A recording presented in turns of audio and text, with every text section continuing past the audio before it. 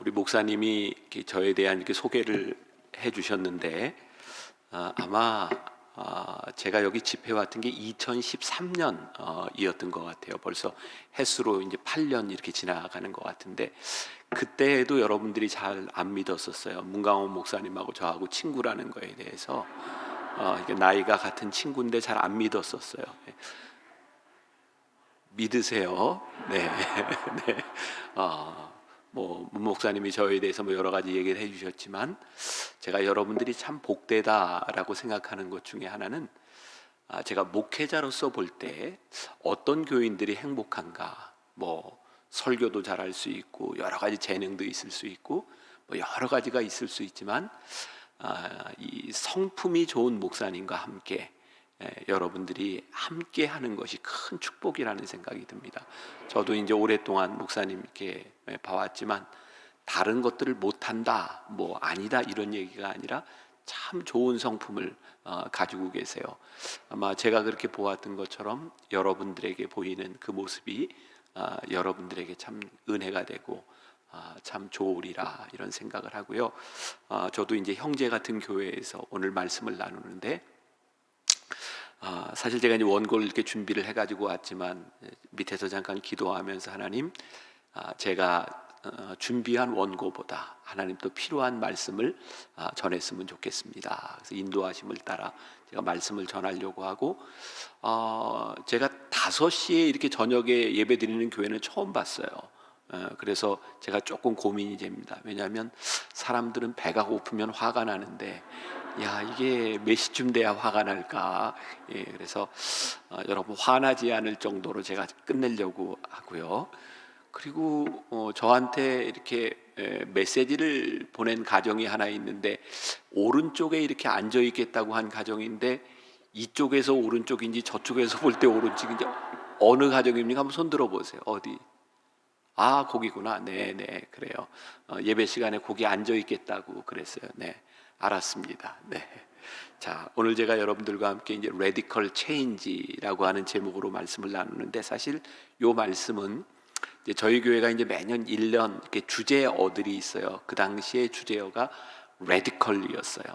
그때 제 마음 가운데는 하나님은 우리 믿는 사람들이 조금 레디컬해지면 좋겠습니다라는 생각을 했거든요. 1년 동안 그 주제로 말씀을 쭉 나눌 때 주제 말씀이었습니다.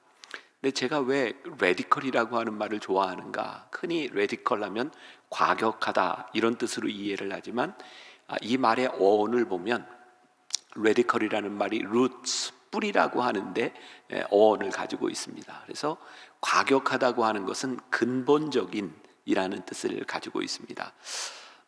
제 마음에 그때도 그랬고 지금도 그렇고 저에게 우리 교인들이 좀 근본적으로 이렇게 말씀으로 돌아가고 우리의 신앙의 근본으로 돌아갔으면 좋겠다는 생각이 있어요. 여러분들 이 코로나 지나면서 마음이 많이 아픈 게 교회가 세상으로부터 욕을 먹는 거였죠. 그래서 우리가 그런 생각을 해봐요. 이거 우리가 잘못하지도 않았는데 억울하게 욕 먹는다. 또 그런 거 하면 우리가 잘못한 건 무엇일까? 근데 분명한 건 이 어머니 같은 교회가 세상 사람들에게 손가락질을 당한다고 하는 게 너무 힘들고 어려운 일이었어요. 마음이 많이 아프고 그래서 또 다시 한번 생각하게 돼서 하나님, 우리 교회가 회복해야 될 우리의 모습은 어떤 모습입니까? 우리가 정체성이라고 하는 말을 합니다. 정체성, 아이덴티티라는 말을 하는데 흔히 저에 대해서 제가 생각할 때 나는 이런 사람입니다. 내가 설명할 수 있는 나가 있어요. 그런가 하면 다른 사람들이 저를 바라보고 저 김병삼 목사라고 하는 사람은 이런 사람입니다 라고 말하는 게 있어요. 어떤 것이 더 정확할까요?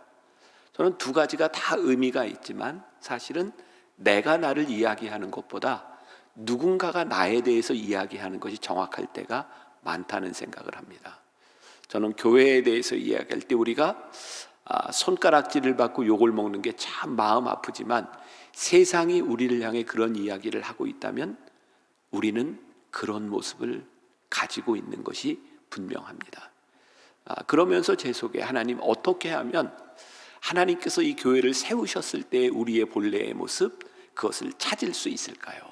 그러면서 계속 말씀을 묵상하고 지나오면서 예수님께서 우리들에게 말씀하셨던 아주 레디컬한 근본적인 말씀으로 돌아가는 것이 우리들에게 필요하겠다는 생각이 들었어요. 자, 그 성경의 공관복음서 마태, 마가, 누가, 요한복음에 보면 다 장은 다르지만 예수님께서 말씀을 전하고 이 땅 위에 공생애를 지나시는 동안 아주 분명하게 예수님의 사역의 분기점이 되는 부분들이 있습니다. 오늘 마가복음에서는 마가복음 10장이 될 텐데요, 어떤 분기점이냐면 초창기 예수님의 사역을 보면 예수님은 우리들의 필요를 많이 채워주셨어요.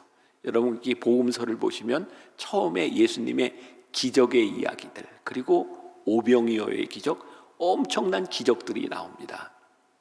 성경은 계속 예수님께서 기적을 행하실 때 어떻게 증거를 하고 있냐면 예수님을 따르는 허다한 무리들, 수많은 군중들이 예수님을 따랐다, 예수님을 따르는 사람들이 굉장히 많았다고 기록을 하고 있습니다. 그런데 어느 시점에서 예수님께서 더 이상 기적을 행하시는 모습이 나오지 않습니다. 기적을 행하시지 않고 예수님께서 제자의 도에 대해서 말씀하시는 순간이 있습니다. 그리고 그때부터 사람들이 예수님을 떠나기 시작합니다. 예수님이 이 땅 위에 오셔서 복음을 전하신 이유는 사람을 모으시기 위해서였을까요? 사람을 흩으시기 위해서였을까요? 가만히 생각해 보세요. 예수님이 이 땅 위에서 복음을 전하신 첫 번째 프라이어리티, 예수님이 처음에 의도하셨던 것은 사람들을 모으시는 거였어요. 그러나 사람을 모으는 게 예수님의 목적은 아니었던 것 같아요. 이 모은 사람들을 어떻게 흩을까, 거기에 진정한 예수님의 사역의 목적이 있었던 것 같아요. 그러니까 예수님이 만일 사람을 모으는 게 목적이었다면 사람을 모으는 일만 하셨으면 돼요. 그런데 예수님이 제자의 도를 말씀하시면서 사람들이 예수님을 떠나가기 시작하죠. 그 제자의 도가 뭐였어요? 십자가였습니다. 너희들이 나를 따라오려거든 자기를 부인하고 자기 십자가를 지고 나를 따르라. 그러면 예수님을 따르던 처음의 사람들, 제자의 도를 듣기 전에 사람들은 어떤 사람이었어요? 예수님을 따르고 예수님을 만나면 뭔가 큰 일, 우리가 흔히 이야기하는 축복을 누릴 수 있을 거야 라고 생각했던 사람들이죠. 그런데 예수님께서 십자가의 도를 말씀하시기 시작하자 사람들이 예수님을 떠나갑니다. 자, 예수님의 제자 중에 예수님께서 십자가를 지시겠다고 마음에 굳게 결심하시고 예수님이 예루살렘으로 올라가시는데 그 예수님과 함께 십자가를 지러 가는 그 와중에 세베대의 아들 야고보와 요한이 예수님께 뭐라고 말했어요? 예수님, 영광 중에 하나는 예수님의 오른쪽에, 하나님은 예수님의 왼쪽에 앉게 해주세요. 그랬더니 예수님께서 야, 너희들이 무엇을 구하는지 알지 못한다 라고 말씀하세요. 예수님은 지금 십자가를 지러 가시는데 예수님의 제자들은 영광을 구하고 있어요. 예수님 높은 자리에 앉으실 때 우리도 좀 예수님 그 옆에 앉기를 원합니다. 그러면 이런 생각을 해보세요. 예수님의 제자들은 왜 높은 자리에 앉기를 원했을까요? 그 사람들이 굉장히 세속적이고 나쁜 그런 사람들이었을까요? 아니요. 성경에 보면 그들은 그런 의도로 이야기한 것이 아닙니다. 그들은 예수님과 함께 세상을 바꾸고 싶었어요. 이 못된 세상, 나쁜 놈들 좀 힘을 가지고 이걸 좀 바꿔야 되겠다고 생각했던 거죠. 근데 예수님은 제자들에게 그렇게 말씀하시지 않았어요. 야, 너희들이 으뜸이 되고자 해? 그럼 너희들 낮아져. 너희들이 먼저 섬기는 사람이 돼야 돼. 예수님은 뭘 말씀하고 계시냐면 하나님의 나라는 우리 인간들이 생각하고 있는 그런 방법으로 이루어지는 나라가 아니라고 하는 것을 명백하게 말씀하고 계신 거예요. 그게 제자의 도고 그게 십자가의 길인 거죠. 그러면 오늘날 우리 신앙인들, 한국 교회가 왜 세상으로부터 손가락질을 받고 있을까요? 저는 아주 간단하다고 생각하거든요. 교회가 세상과 똑같다는 겁니다. 교회가 세상보다 더 나쁘다는 것이 아니라 교회가 세상과 똑같다는 겁니다. 교회가 세상과 같은 힘과 돈, 권력을 가지고 세상을 바꾸려고 하니까 교회가 세상으로부터 욕을 먹는 겁니다. 교회는 하나님이 우리를 하나님의 사람으로 부르셨을 때 이 교회 공동체는 아주 레디컬하게 말씀에 기초하지 않으면 하나님이 우리를 쓰실 수 없는 공동체인 거죠. 그 말씀을 오늘 예수님께서 마가복음 본문을 통해 이야기하고 계신 거예요. 저는 가끔 우리가 신앙생활을 하면서 진짜 우리 주님과 동떨어진 신앙생활을 하고 있지는 않은가. 자, 여러분들이 오늘부터 이제 3일 동안 신년 집회를 하고 있습니다. 여러분들이 잘못됐다 이런 얘기가 지금 아니라 진짜 여러분들이 3일 동안 신년 집회를 하는 이 모습을 보면서 하나님이 우리의 모습을 보며 기뻐하실 거야 라고 확신할 수 있는가? 여러분들이 찬양을 하고 여러분들이 고백을 한 이 모든 것들을 하나님이 들으실 때 이게 하나님이 기뻐하실 거라고 확신할 수 있는가? 오늘 제가 우리 교인들과 함께 말씀을 나누면서 저는 지난 18년 동안 매년 신년 첫 주일은 똑같은 말씀을 합니다. 예배에 대해서 진짜 예배자가 된다고 하는 것이 무엇인지. 그러면서 오늘도 그런 얘기를 했어요. 진짜 우리들이 하나님을 예배하는 자들이 될 때 우리가 성공적인 예배자가 된다고 하는 것은 어떤 현상일까? 우리가 특히 이런 집회를 하면 그런 표현을 많이 합니다. 오늘 은혜 받았어. 오늘 너무 좋았어. 또 우리는 어떤 사람을 보면 은혜 받았다고 생각하냐면 말씀을 듣고 기도할 때 눈물을 흘리고 이렇게 기도하는 사람은 저 사람 은혜 받았나 봐. 이런 표현들을 씁니다. 그런데 진짜 은혜라고 하는 것은 무엇일까? 우리들이 진짜 이 예배 말씀 가운데 성공적인 예배자가 된다고 하는 것은 무엇일까? 저는 이렇게 생각을 했어요. 우리의 만족이 채워지는 것이 아니라 하나님의 말씀으로 인하여 우리의 마음이 많이 아플 때, 그럼 우리가 얼마나 이기적이고 자기중심적이고 욕심 많은 사람들입니까? 이거 우리 부인할 수 없잖아요. 우리들 속에 정말 세속적인 것들이 많이 있잖아요. 그런데 하나님의 말씀이 우리 가운데 탁 들어오면 이 말씀으로 인하여 우리들이 가지고 있던 생각들이 깨어지고 하나님의 생각으로 우리들 안에 채워진다는 것이 얼마나 아픈 일이겠습니까? 그러니까 저는 우리 교인들에게 오늘 그렇게 얘기했어요. 여러분, 성공적인 예배자가 된다고 하는 것은 오늘 말씀 가운데 여러분들의 마음이 아플 때, 그 말씀으로 인하여 쓰라림을 경험할 때, 그게 우리들에게 성공적인 일이 아닐까요? 자, 제가 오늘 여러분들에게 말씀을 이렇게 나누면서 여러분들이 원하는, 여러분들이 듣고 싶은 그런 말씀을 전하는 것이 오늘 성공적인 집회이겠는가? 아니면 하나님께서 여러분들에게 들려주기를 원하시는 말씀이 들려지는 것이 성공적인 집회이겠는가? 근데 가만히 생각해 보면 우리는 그동안 우리들이 원하는 것들만 하나님께 수없이 이야기하고 하나님의 마음을 도대체 우리들이 가지려고 하지 않았던 것 같아요. 마치 때를 쓰는 아이처럼. 제가 가끔 우리 교인들에게 그런 이야기를 합니다. 저도 이제 목사 된 지 33년이 됐는데요. 그 목회를 하다 보니까 이렇게 교인들에게 이렇게 드러나는 일정한 패턴 같은 게 있더라고요. 뭐냐면 예수 믿은 지 얼마 안 되는 아주 초신자들은요, 간증이 많아요. 그리고 전도도 잘해요. 근데 이제 이렇게 저녁 예배 집회 때도 안 빠지고 나올 만한 사람들쯤 되면 간증도 별로 없고요, 전도도 잘 못해요. 여기는 아닌가? 근데 여러분들, 제가 일정한 패턴이라고 이야기를 하는데요, 한번 여러분들에게 긍정이 될지 안 될지 모르겠지만 처음 이렇게 예수를 믿는 사람은요, 기도하는데 물불을 안 가려요. 그리고 이게 옳고 그름이 없어요. 그냥 처음 예수를 믿는 하나님께 그냥 기도합니다. 근데 놀랍게도 그 기도의 응답이 잘 돼요. 그래서 막 교회에 와서 글쎄 내가 기도한 게 다 응답됐어. 그리고 그 응답을 가지고 막 전도해. 하나님은 우리 기도를 다 들어주셔.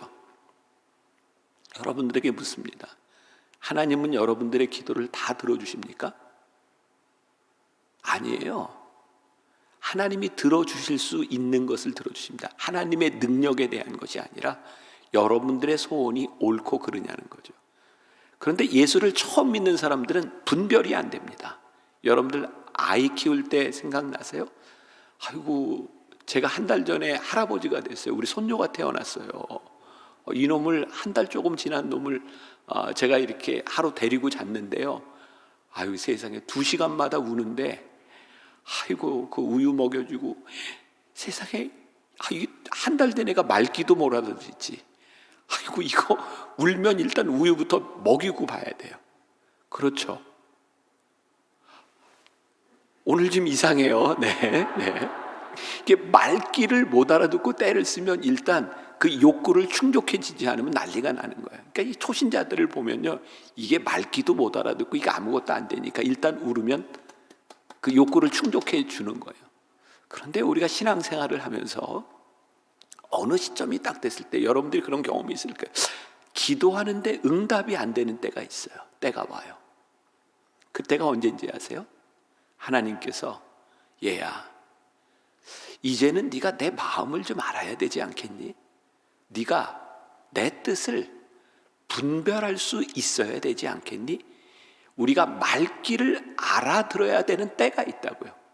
예수님께서 처음부터 사람들에게 제자의 도를 말씀하신 것이 아니라 그들을 데리고 다니고 그들의 필요를 채워주시면서 예수님께서 산상수훈도 말씀하시고 여러 가지 말씀을 하신 이후에 예수님께서 제자의 도에 대해서 하나님을 믿는 것이 어떤 것인지에 대해서 진리를 말씀하기 시작합니다. 그때부터 하나님을 믿는다는 것이 어떤 것인지, 어떻게 잘 믿는 것인지를 우리들이 고민하게 되는 거죠. 이때 우리는 제자가 되기 시작합니다. 그런데 그 단계로 넘어가지 못하는 사람은 끊임없이 자기 욕심만을 이야기하는 거죠. 여러분, 우리가 예수를 믿으면서 참 당혹스러운 것들이 그런 것 아닌가요? 야, 어쩌면 저렇게 새벽 예배 한 번 안 빠지고 나와서 기도하는 사람이 저렇게 못될 수가 있냐? 여러분들 가정에 크리스찬 가정을 이루고 있는 그 가정에서 며느리가 제일 힘들어하는 게 교회 권사님인 시어머니 제일 힘들어한다는 거 아시죠? 교회에서의 권사님과 집에서의 시어머니가 너무 달라요. 여러분들의 자녀들이 신앙을 버리는 가장 큰 이유 가운데 하나가 교회에서의 부모와 가정에서의 부모가 너무 다르다는 거예요. 하나님의 말씀을 배우고 하나님의 말씀이 우리 가운데 있지만 변하지 않는 사람들, 하나님의 말씀으로 우리의 성품도 변하지 아니하고 우리의 비전, 우리의 꿈도 변하지 아니하고 여전히 세속적인 것들, 예수님께서 오늘 우리들에게 굉장히 중요한 말씀을 하시고 있는 거예요. 내가 너희들에게 이야기하고 있는 제자의 도, 십자가의 도는 세상의 기준과 다르다는 거예요. 세상은 높이 올라가기 위해서 권력을 잡기 위해서 애쓰고 있지만 십자가는 우리들에게 그것이 아니라는 거예요. 예수님의 방법은, 하나님의 방법은 그게 아니라는 거예요. 오래전입니다. 제가 미국에서 공부를 마치고 한국에 들어와서 처음에는 제가 목회를 한 게 아니라 주로 강의를 많이 했어요. 여기 서대문에 가까이 있는 감리교 신학대학에서도 강의를 하고, 그때 제 첫 번째 제자 중에 하나가, 그러니까 저하고 나이 차이도 얼마 안 나요. 제가 35에 공부하고 들어왔으니까 첫 번째 제자 중에 하나가 일본 선교사로 갔어요. 선교사라고 한 이 사람이 1년밖에 안 됐는데 저에게 연락이 왔어요. 목사님, 여기 동경 지역에 있는 일본 목회자들 그리고 그 일본 선교사들을 위해서 세미나를 하면 좋겠습니다. 그래서 제가 3일 동안 동경을 갔습니다. 처음 동경에 갔어요.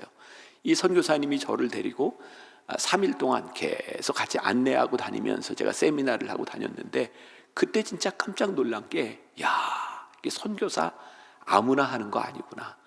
아니, 세상에 1년밖에 안 됐는데 어떻게 그렇게 일본말을 잘해요? 막힘이 없어요.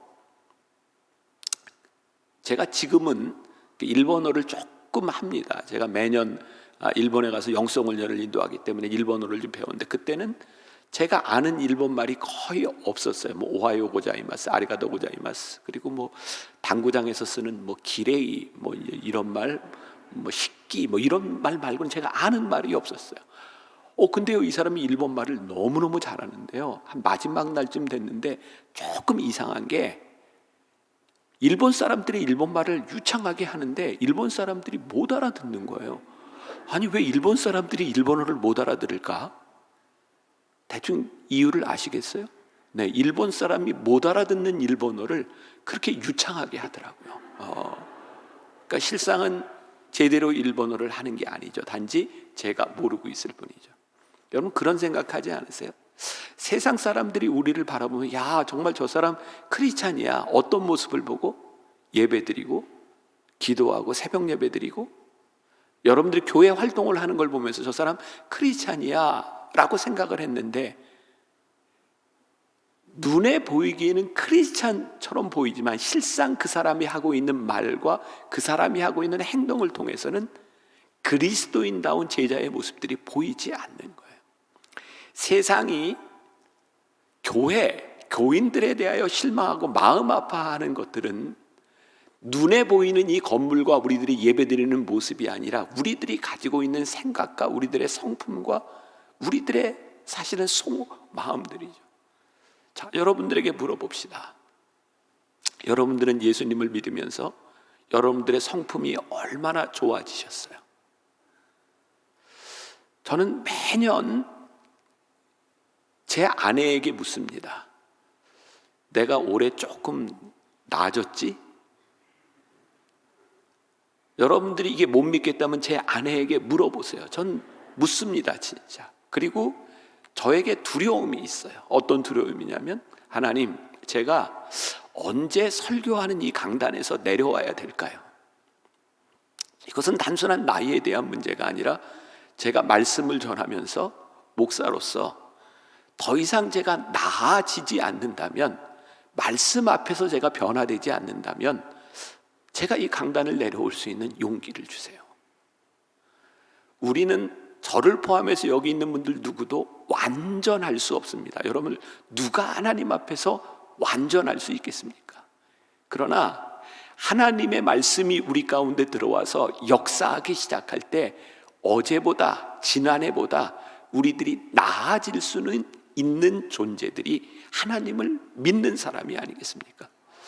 여러분들에게 가장 큰 능력은 여러분들이 가지는 완전에 대한 문제가 아니라 여러분들이 말씀과 십자가의 능력으로 우리들이 변화되고 나아지는 모습이 우리들 가운데 나타나야 되는 거죠. 자, 그러면 여기는 어느 정도 신앙의 연조가 있는 분들이니까 우리가 그렇게 얘기할 수 있나요? 그래, 내가 집사가 되고 권사가 되고 장로가 되면서 내가 이만큼 하나님 앞에 내 성품이 나아졌어. 하나님의 말씀이 나를 이렇게 변화시켜줬어. 말씀이 우리 가운데 역사하고 있는 것을 우리들이 말할 수 있어야, 고백할 수 있어야 되는 거죠. 이 레디컬이라는 말, 저는 하나님의 말씀이 아주 근본적으로 말씀이 우리 가운데 역사하기 시작할 때 우리는 필연적으로 레디컬해진다고 생각해요. 우리가 하나님의 말씀을 믿고 하나님의 십자가의 복음을 붙들고 살아가는데 우리가 어떻게 레디컬해지지 않을 수 있겠습니까? 제가 굉장히 좋아하는 책이 하나 있습니다. 조금 젊은 분이나 스스로 젊다고 생각하는 분은 보셔도 좋은 책이에요. 굉장히 두꺼운 책이긴 한데 참 좋습니다. 믿음은 행동이 증명한다라는 책이에요. 쉐인 클레어본이라는 사람이 쓴 책입니다. 믿음은 행동이 증명한다. 여러분들은 뭐 쓰는 사람이 아무도 없네요. 머리가 좋든지 나는 죽어도 안 읽어, 뭐 이런 생각을 가지고 계신 것 같아요. 참 좋은 책입니다. 믿음은 행동이 증명한다. 그 책에 보면 그런 내용이 나와요. 우리가 예수를 믿으면서 좋은 일, 말씀을 가지고 선한 일 행하면 세상으로부터 칭찬을 받습니다. 그러나 예수님처럼 살면 우리도 십자가에 못 박히게 될 것입니다. 전 그 내용이 그렇게 강하게 와닿아요. 야, 우리가 예수를 믿고 살아간다고 하는 것은 이렇게 낭만적인 일이 아니구나. 우리가 예수님을 믿고 말씀을 가지고 믿음으로 행동한다는 것은 굉장히 레디컬한 일이구나. 이 세상을 바꾸는 사람들, 이 세상을 혁명으로 바꾸는 사람들, 어떤 혁명? 말씀의 혁명으로 뒤바꾸는 사람들. 그래서 필연적으로 예수님처럼 살면 우리도 예수님처럼 십자가에 못 박힐 수 있는 거구나. 이게 십자가의 복음인 거죠. 우리들의 신앙에 오류가 있어요. 우리는 하나님을 믿으면서 하나님 앞에 내가 변화되려고 하지 아니하고 우리들이 마치 우상처럼 이 레디컬이라고 하는 책을 쓴 플래시라고 하는 사람은 그걸 종교 소비주의라고 표현을 했는데, 우리들이 원하는 것을 이루어주는, 하나님은 내 자식이 잘 되게 해주시는 분이야, 하나님은 내가 부자가 되게 해주시는 분이야, 하나님은 나로 하여금 권력을 잡게 하시는 분이야. 여러분, 우리가 예수를 믿고 자식이 잘 되고 우리들이 돈을 벌고 부자가 되는 것이 잘못된 것이 아닙니다. 그러나 예수님을 믿는 목적이 그게 될 수는 없는 거예요. 예수님을 믿는 목적이 그것이 될 때 성경은 우리들에게 그것이 우상이라고 말씀하고 있는 거예요. 하나님 앞에서 하나님을 제대로 믿지 않는 그 어떤 것도 우상인 거죠. 마치 우리는 종교 소비주의자처럼 우리들이 우상을 만들어 놓고 하나님이 그렇게 하셔야 된다고 생각하는 거예요. 여러분들, 미신과 진짜 신앙의 차이, 사이비와 진짜 신앙의 차이가 뭡니까?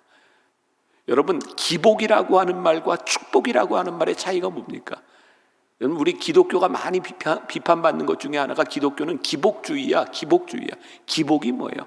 우리가 복을 비는데, 하나님께 복을 비는데 이유가 없어요. 복을 빌어요. 그걸 기복이라고 얘기합니다. 진정한 축복은 뭔가요? 하나님 앞에 우리들이 축복을 받을 만한 사람으로 바뀌어지는 것이 축복이에요. 우리 기독교는 기복의 종교가 아니라 축복의 종교라고 이야기하는데, 그것은 하나님께서 우리로 하여금 복을 받을 만한 사람으로 바꾸어 주실 때 그것이 축복이 되는 거죠. 예를 들어 볼까요? 여러분, 우리가 그렇게 병에 걸려서 힘들고 아픈 가운데 하나님 제 병 좀 고쳐주세요 라고 기도할 때 하나님이 내 병을 고쳐주셨는데, 건강한 몸을 가지고 우리들이 죄를 짓고 하나님을 떠난다면 우리들에게 회복된 건강이 축복이라고 말할 수 있겠습니까? 아플 때에는 하나님께 매달려서, 아니 어쩌면 그 아픈 몸을 가지고 끝까지 하나님을 붙들고 있다가 죽는 것이 더 축복이지, 건강해진 몸으로 죄를 짓고 있다면 그 건강이 축복일 수 있느냐 말이에요. 경제적인 어려움 가운데 하나님 도와달라고, 하나님 붙들어 달라고 하나님께 그렇게 매달리던 사람들이 돈이 생기고 나니 하나님을 떠나 우상을 섬기고 죄를 짓고 살아간다면 그 돈이 그 사람에게 복이 될 수 있느냐고요. 어떤 사람에게는 돈이 축복이 될 수도 있고 어떤 사람에게는 저주가 될 수 있고, 어떤 사람에게는 건강이 축복이 될 수 있지만 어떤 사람에게는 건강이 저주가 될 수도 있는 거예요. 중요한 건 뭐예요? 우리들이 그 축복을 받을 만한 그런 사람, 하나님 앞에 진정 좋은 믿음의 사람, 그런 사람이 되어 있느냐는 거예요. 또 하나 우리 신앙의 오류 가운데 하나는 사명주의의 오류라는 거예요. 참 마음 아픈 이야기인데, 교회에서요 참 힘들게 하는 사람들 가운데 하나가 사명에 투철한 사람이에요. 교회에서 제일 힘든 사람이 뭔지 아세요? 이건 내 사명이야. 그러면 아무도 못 건드려요. 그리고 다른 사람들이 참 힘들어요. 자, 오늘 제가 말씀 가운데 그냥 마음이 아프면 좋겠다고 얘기했으니까 그냥 아픈 얘기를 좀 할게요. 여기는 성가대석도 없네. 그 성가대에서 주로 그런 게 있죠. 하나님이 성가대원으로서 평생 나에게 사명을 주셨어. 이런 사람은 절대 물러나지 않습니다. 그냥 끝까지 해요. 다른 사람이 어쨌든 그건 별로 관계없어요. 여러분, 교회학교에서 제일 힘들어하는 게 뭔지 아세요? 새로운 전도사와 새로운 교육 목사님들이 제일 힘들어하는 게, 이 교사가 내 평생 사명입니다 이러는 사람들 때문에 참 힘듭니다. 왜? 변화가 되지를 않아요. 애들은 변화가 되는데, 시스템도 바뀌어야 되는데 절대로 변화하려고 하지 않아요. 사명이 우상이 되어버린 거예요. 여러분, 목회자들이 제일 힘든 게 뭔지 아세요? 은퇴할 때가 됐는데 갑자기 이건 내 사명이야. 그래서 은퇴할 때가 다 돼서 이제 내가 얼마 남지 않았으니 모든 설교를 다 해. 이제는 부목사님들한테도 좀 넘겨주고 후임자를 생각해서 좀 넘겨주고 해야 되는데 이건 내 사명이야 라고 생각할 때 이게 은퇴할 무렵에 사명에 불타오르면 교인들이 많이 힘들어요. 이거 누구도 얘기하지 못해요. 사명이라고 하는데 누가 가서 얘기합니까? 근데 그 사명이 우상이 될 수 있는 거예요. 내 사명이 하나님이 하시는 일을 가로막을 수 있는 거예요. 그러니까 우리가 끊임없이 십자가를 바라보지 않고 끊임없이 하나님의 말씀 앞에 우리들이 서지 않는다면 우리가 하고 있는 그 열심과 우리들이 생각하는 헌신이라는 것이 단순히 우리의 열심으로 누군가의 마음을 아프게 하고 하나님을 힘들게 할 수 있다는 것이 얼마나 무서운 일인지 몰라요. 자, 오늘 본문으로 이렇게 돌아와 봐요. 예수님 곁에서 싸우고 있던 제자들에게 하신 말씀이에요. 세베대의 아들 야고보와 요한에게. 자, 마가복음 10장 37절과 38절. 여짜오되 주의 영광 중에서 우리를 하나는 주의 우편에 하나는 좌편에 앉게 하여 주옵소서. 예수께서 이르시되 너희는 너희가 구하는 것을 알지 못하는도다. 내가 마시는 잔을 너희가 마실 수 있으며 내가 받는 세례를 너희가 받을 수 있느냐. 3년이나 예수님을 따라다녔던 제자들이 예수님이 가시고자 하는 길을 몰랐던 거예요. 예수님이 제일 마음 아픈 순간입니다. 우리가 평생을 예수를 믿으며 왔는데 진짜 우리들이 가야 되는 길이, 주님이 가신 길이 무엇인지를 우리들이 모르고 사는 거죠. 지난 한 해 하나님이 저와 저희 만나교회에 부어주신 큰 축복이 있어요. 그게 뭐냐면 1년 동안 365일 매일 오스왈드 챔버스가 쓴 주님은 나의 최고봉을 가지고 매일 아침 묵상을 한 거예요. 사실 제가 매일 365일 교인들과 함께 새벽 묵상을 하겠다고 결심을 하고 선포하고 금방 후회했어요. 그렇게 힘들지 몰랐어요. 365일 그 묵상을, 오스왈드 챔버스를 쭉 묵상을 하고, 그러면서 몇 달이 지났을 때 그 묵상글을 보면서 하나님이 저와 우리 교회에 큰 축복을 주셨다라고 느낀 게, 오스왈드 챔버스가 끊임없이 그의 묵상 가운데서 고백하고 있는 게, 주님, 제가 찢겨지는 빵과 부어지는 포도주가 되게 하여 주옵소서. 그런 고백을 해요. 찢겨지는 빵과 부어지는 포도주가 되게 하여 주옵소서. 제 마음에 소원이 생겼어요. 하나님, 제가 목회를 마치는 그 순간까지 찢어지는 빵과 부어지는 포도주가 되기를 원합니다. 그렇게 생각하니까, 내가 찢겨지는 빵과 부어지는 포도주가 되겠다고 생각하니까 내가 무엇을 얻으려고 싸울 필요가 없는 거예요. 그래, 나는 찢겨지는 빵과 부어지는 포도주가 돼야 돼. 근데 이게 제 안에서 계속 싸움인 거죠. 여러분들이 보기에는 어떨지 모르지만 제 안에 어떤 그 명예욕이라고 하는 그 피가 흘러요. 저희 아버님 때부터, 저희 형도 그렇고 저도 그렇고, 제가 광산김씨인데 명예욕이 굉장히 많아요. 단지 사람들에게 드러내지 않을 뿐인지 제 속에 명예욕이 참 많아요. 그런데 찢겨지는 빵과 부어지는 포도주가 되게 하여 주옵소서, 이 기도를 하는데 제 안에서 너무 힘든 거예요. 그런데 제가 교인들에게 그렇게 선포를 했어요. 지난 한 해 하나님께서 저에게 주신 제일 큰 축복이 있습니다. 찢겨지는 빵과 부어지는 포도주가 되게 하여 주옵소서. 그 마음의 소원이 생기면 내가 싸울 이유도 없고, 내가 잘난 척할 이유도 없고, 내가 누군가에게 상처받을 이유도 없지 않겠습니까? 아니, 나는 찢어지는 빵과 부어지는 포도주가 되는 것이 내 마음의 소원인데 왜 누구 때문에 섭섭하고 누구 때문에 상처를 받겠습니까? 근데 예수님께서 우리들에게 아주 레디컬하게 그 십자가를 지고 따르는 길이 무엇인지를 우리들에게 보여주고 말씀하신 거예요. 자, 43절과 44절 마가복음. 너희 중에 그렇지 않을지니 너희 중에 누구든지 크고자 하는 자는 너희를 섬기는 자가 되고 너희 중에 누구든지 으뜸이 되고자 하는 자는 모든 사람의 종이 되어야 하리라. 예수님 그 영광 중에 하나님 우편에 하나님 좌편에 앉혀주세요 라고 말을 하는데 예수님께서 뭐라고 하면서 너 섬기는 자가 돼, 너 종이 돼. 예수님께서 완전히 다른 가치의 길을 말씀해 주고 있는 거예요. 자, 그런데요, 예수님께서 우리들에게 말씀해 주시는 이 세상과 전혀 다른 이 길이 우리들에게 능력이고 생명이라고 하는 믿음이 없다면 우리들이 어떻게 이 길을 가겠습니까? 우리가 세상과 비교해서 어떤 경쟁력이 있습니까? 아니, 세상 사람들은 요 주말에는 좀 쉬고 아침에 이제 월요일날 힘있게 출근해야 되는 그 시간에 여러분들 예배를 드려요. 여러분들이 하나님 앞에 섬기고 봉사하는 일들 생각해 보세요. 아니, 세상은 돈을 모아서 뭔가를 해야 되겠다고 하는데 기독교인들은 11조를 내, 감사헌금을 내, 무슨 돕는 헌금, 뭐 별 헌금을 다 해. 여러분, 세상적인 가치와 비교할 때 여러분들이 경쟁이 되겠습니까?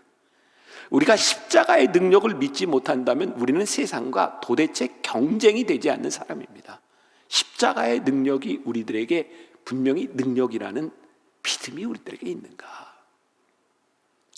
몇 년 전에 황수관 박사님 돌아가셨어요. 아시죠? 황수관 박사님?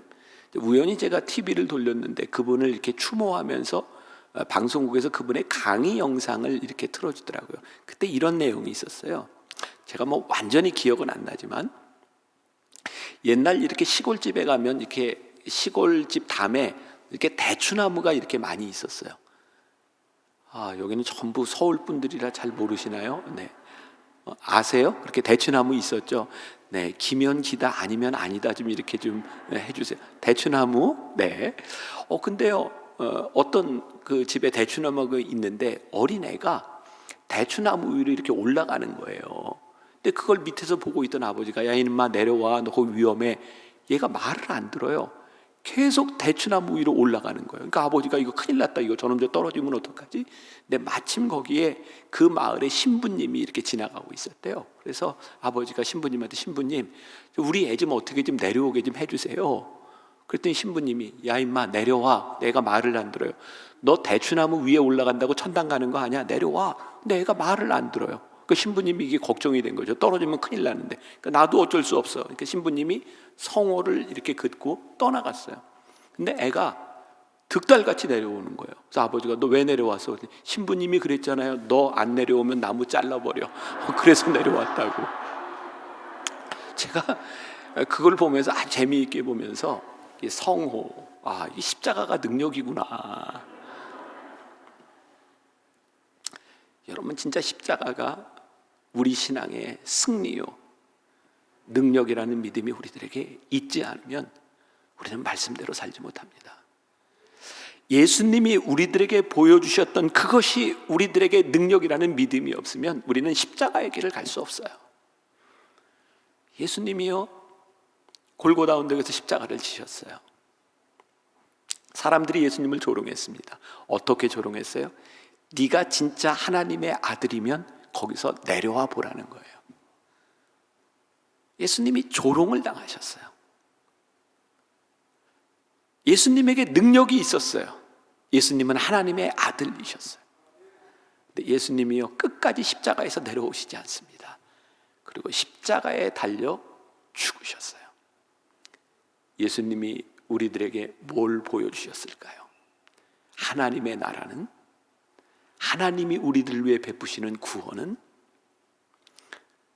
세상의 힘과 능력으로 이루어지는 것이 아니라 끝까지 십자가를 지는 십자가의 죽음을 통해 하나님의 나라가 이루어진다는 것을 하나님이 십자가에서 예수님이 보여주셨어요. 우리가 믿는 십자가, 예수님께서 십자가의 도, 제자의 도를 말씀하시고 우리들에게 보여주셨던 게 뭐예요? 십자가가 능력이라는 거예요. 너희들이 자기 십자가를 지지 않고 너희들이 자기를 부인하지 않고는 결단코 나를 따라올 수 없어. 우리가 제자의 삶, 십자가의 삶을 살아간다고 하는 것은 아주 레디컬한 일입니다. 세상의 방식으로 살지 않겠다는 거예요. 제가 이 책을 읽고 우리 교인들과 함께 이 레디컬한 신앙에 대해서 말씀을 나누면서 우리 교회에 변화가 일어났어요. 하나님께서 왜 우리 교회를 여기에 세워주셨는가? 하나님께서 왜 우리를 불러주셨는가? 하나님께서 왜 저를 만나교회 담임 목사로 세우셨는가? 아주 근본적이고 레디컬한 질문을 하기 시작했어요. 교회의 존재의 이유는 무엇인가? 여기 원천교회도 참 아름답고 참 좋은 성전을 가지고, 저희 교회도 마찬가지예요. 저희 아버님이 정말 고생만 하다 돌아가셨어요. 교회를 다 짓고 큰 빚과 함께 저에게 유산을 남겨주셨어요. 그때는 IMF 이후에 이자율이 막 13%, 15% 될 때 100억이 넘는, 그리고 교인도 그때는 그렇게 많지 않을 때 그런 아주 빚을 저에게 유산으로 남겨주셨어요. 지금 그거 다 수리하고 리모델링하고 저희 교회도 아주 좋은 건물을 가지고 있어요. 어느 날부터 저에게 그런 마음이 들었어요. 이렇게 좋은 건물을 가지고 있는 게 죄스럽다, 미안하다. 그것을 가지지 못한 사람들에게 너무 미안하다. 그리고 이런 마음이 사실 저에게 처음부터 들었다면 저는 참 좋은 목사일 텐데, 이 성전이 비어 있을 땐 그런 마음이 없었어요. 어떻게든 성전을 채우고 싶었어요. 그런데 언제부터인가 교회가 꽉 차서 예배를 늘리고 더 이상 예배를 드릴 수 없고, 그러면서 교회에 대한 본질적인 질문을 던지기 시작했는데, 저는 그때라도 하나님께서 저에게 이런 마음을 주신 게 너무 감사하다. 교회는 우리끼리 모이는 게 축복이 아니구나. 그래서 토요 예배를 만들었어요. 토요 예배를 만든 이유는 한 번 더 예배를 드려서 사람들이 더 많이 모이자고 하는 것이 아니라, 토요 예배를 드리고 교인들이 주일에는 우리 교회에 있지 않고 다른 교회로 다 흩어져서 다른 교회 가서 예배 드리고 헌금도 다른 교회 가서 하고, 그래서 제가 교인들에게 100개 교회 리스트를 다 적어줬어요. 주일날 우리 교회에 오지 말고 다른 교회 가서 헌금하고 다른 교회 가서 예배 드리세요. 그래서 저희는 토요 예배마다 파송식을 해요. 다른 교회로 가라고. 근데 이 결정하는 게 너무 힘들었어요. 일단 헌금이 줄잖아요. 돈 앞에서 사람이 참 쉽지 않더라고요. 그리고 걱정이 앞섰어요. 이러다가 저도 목회하면서 늘 이렇게 부흥하고 큰 교회 목사라고 하는 소리를 들었는데, 교회가 이렇게 쪼그라들면 어떡하지? 근데 레디컬하게 보기 시작했어요. 하나님께서 보시는 교회, 하나님의 나라는 우리 교회 안에 국한된 것이 아니라 이 하나님의 나라라고 하는 큰 것을 하나님이 보고 계신다는 거예요.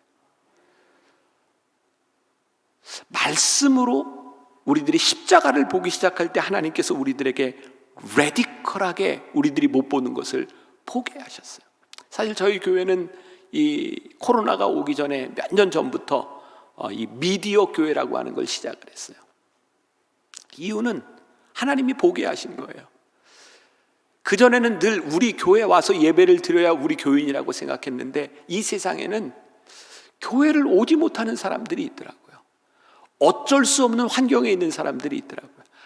그 사람들을 위하여 우리들이 온라인상의 교회를 만들어야 되겠구나. 그러니까 저는 코로나가 오기 전에 우리 교인들과 함께 온라인상의 교회를 먼저 개척을 했어요. 예배를 드리지 못하는 사람들에게 교회는 모이는 곳에 힘이 있는 것이 아니라 교회는 흩어지는 것, 복음을 들고 우리들이 나아가는 데 교회에 힘이 있는 것이구나. 제가 비난도 많이 받았어요.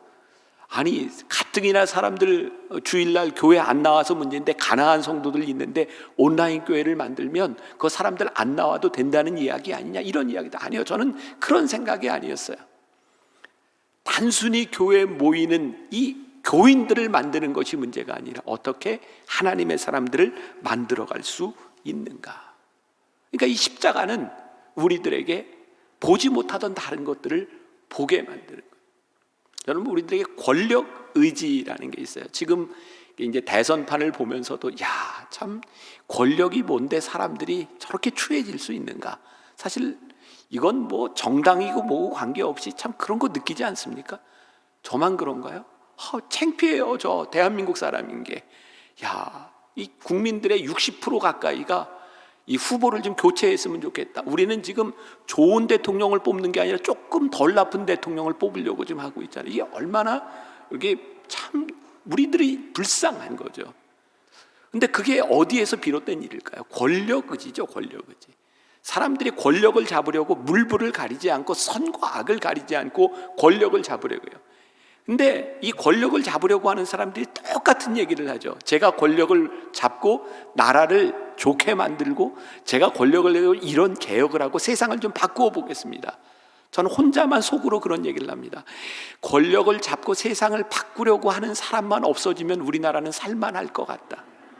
그러니까 여러분 생각해 보세요. 제가 굉장히 중요한 말씀을 여러분들에게 드리는 거예요. 권력을 가지고 세상이 바뀔까요? 여러분, 세상에 권력을 가진 사람들이 이 세상을 바르게 만들 수 있을까요? 아니요, 전 그렇게 생각하지 않습니다. 우리 크리스찬들이 기도해야 되는 것이 있어요. 여러분, 권력을 가지고 세상이 바뀌지 않습니다. 십자가의 능력을 믿는 사람들, 말씀으로 변화될 수 있다고 하는 믿음을 가지고 살아가는 사람들이 늘어나야 이 땅에 변화가 올 수 있습니다. 여러분, 우리가 선거 때만 되면 교회가 대단한 것 같죠. 권력을 가진 사람들이, 국회의원들이 와서 인사하고, 아니요, 단지 교회를 이용할 뿐입니다. 교회는 그런 곳이 아닙니다. 말씀 앞에 바로 세워지는 사람들, 말씀 앞에, 십자가 앞에 사는 사람들이 생길 때에 이 세상과 이 땅의 변화를 이끌어낼 수 있는 거죠. 권력 의지라는 게 뭐예요? 내가 권력을 가지고 좀 바꿔보고 사람들을 내 마음대로 조종하겠다는 거죠. 그런 권력 의지가 우리 안에도 다 있는 거예요. 우리의 자식들을 부모라는 권력을 가지고 마음대로 해보려고 하는, 담임 목사, 강단에서 담임 목사라고 하는 권력을 가지고 뭔가를 바꿔보려고 하는 것들. 어느 날 제가 깨닫게 된 게 있어요. 이거 제가 부끄러운 거니까 고백해도 괜찮을 것 같아요. 저는 처음 목회를 하면서 장로님들이 무서웠어요. 제가 39살에 만나교회 담임 목사가 됐거든요. 장로님들은 대부분 60세가 넘은 48명의 장로님과 함께 제가 39살에 만나교회 담임 목사가 됐어요. 늘 제가 이런 생각을 했어요. 내가 장로님들한테 책을 잡히면 나는 리더십을 발휘할 수 없어. 그래서 저는 늘 이기려고 생각했어요. 그래서 제가 굉장히 곤고했습니다. 책 잡히지 않으려고. 힘들었어요. 제가 많이 아프고 힘들었던 이유 가운데 하나는 그런 이유도 있었을 것 같아요. 근데 어느 날 제 마음에 이제 장로님들이 진짜 제 말을 잘 듣는 장로님들처럼 생각이 되었어요. 이제는 내가 걱정 없이 목회를 할 수 있겠다. 그래서 한 번은 우리 장로님들하고, 감리교회에서는 기획위원회라고 하거든요. 이렇게 회의를 하는데 장로님들 이렇게 그룹핑을 해서, 그때는 장로님이 한 60명 이렇게 됐을 때예요. 그룹핑을 하고 워크숍을 했어요. 어떤 워크숍을 했냐면, 장로님들 혹시 교회 생활을 하면서, 장로로서 교회 생활을 하면서 저나 교회에 대해 불만이나 하고 싶은 이야기가 있으면 좀 이렇게 마음을 열어놓고 다 써서 우리 한번 발표를 해봅시다. 제가 그런 걸 왜 시켰을까요? 자신이 있으니까. 이제는 그리고 이제 딱 발표를 시켰어요. 깜짝 놀란 게요, 장로님들이 저한테 그렇게 불만이 많은 줄 그때 처음 알았어요. 교회에 대한 불만 다 얘기하라 그랬으니까 다 얘기하는 거예요. 그때 하나님께서 저에게 참 하나님의 마음 지혜를 주셨다라는 생각이 드는데, 장로님들이 그렇게 발표를 하면서도 서로 놀란 거예요. 이 그룹에서는 이게 불만인데 이 그룹에서는 반대가 불만이고 서로 마음이 맞지 않는 거예요. 제가 그때 장로님들한테 이런 얘기했어요. 그 발표한 결과들을 보면서, 장로님, 우리 지금 이 순간부터 서로 마음을 맞추겠다, 이런 황당한 생각을 하지 맙시다. 아무리 생각해도 이런 생각들이 어떻게 맞춰질 수 있겠습니까? 그래서 우리 교회는 지금부터 우리의 생각을 맞추려고 하는 생각을 하지 말고 다 다른 생각을 가지고 저기 하나님을 바라보며 다른 생각을 가진 우리들이 하나님을 향해 갑시다. 교회는요, 우리의 마음을 맞추는 공동체가 아니라 하나님을 향해 다른 마음을 가진 사람들이 동일한 하나님을 향해 달려가는 게 교회입니다. 제가 그때 교회를 다시 생각했어요. 그리고요, 장로님들을 보면서 나는 왜 교회가 내 생각대로 되어야 된다고 생각을 했을까? 어떤 장로님들은 왜 교회가 그 장로님의 마음대로 돼야 된다고 생각을 했을까? 그게 교회가 아니더라고요. 교회는 하나님을 바라보며 십자가를 바라보는 사람들의 공동체가 교회이지, 이 교회 안에서 우리의 생각을 맞추어 가는 게 교회가 아니더라고요. 그렇게 딱 생각을 하고 나니까 장로님들이 다 동역자로 보이는 거예요. 진짜 그랬어요. 하나님께서 나에게 교인들을 맡겨주셨을 때 내 양을 치라라고 말씀하셨을 때 그 양은 내 양이 아니라 하나님의 양이었어요. 주님의 양을 내가 돌보라라고 명령해 주신 게 교회였어요.